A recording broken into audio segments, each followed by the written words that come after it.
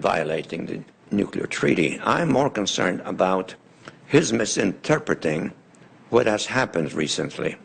Let's go back a little more than a year. I wonder how many people in this room or on this very important senatorial committee really anticipated that one day Putin would land military personnel in Crimea and seize it. I think if anybody said that's what he's going to do, he or she would be labeled as a warmonger. He did it, and he got away with it. Right. I think he's also drawing lessons from that. And I'll tell you what my horror night dream is, that one day, and I literally mean one day, he just seizes Riga and Tallinn, Latvia and Estonia. It would literally take him one day. There's no way they could resist. And then we'll say how horrible, how shocking, how outrageous. But of course we can't do anything about it. It's happened. We're not going to assemble a fleet in the Baltic and then engage in amphibious landings and then storm ashore like in Normandy to take it back.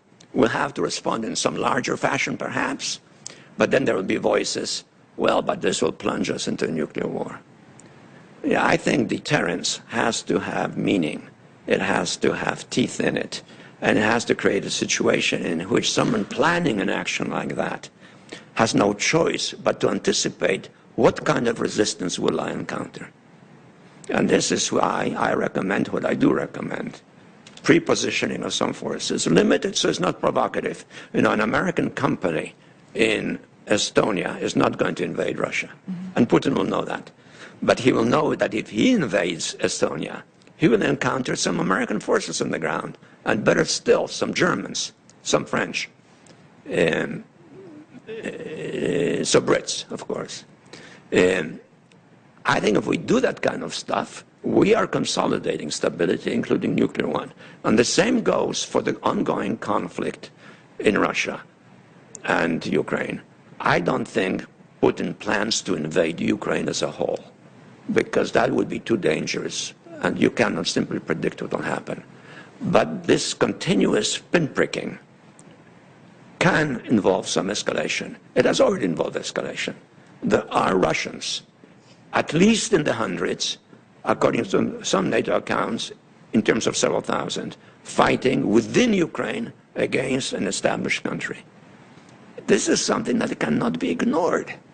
So economic sanctions, yes, in the long run, they create an attitude, a concern in Russian society, which will deprive Putin of his popular support. In this ecstatic sense, we have become a superpower again. But in the short run, we have to deal also with his motivations.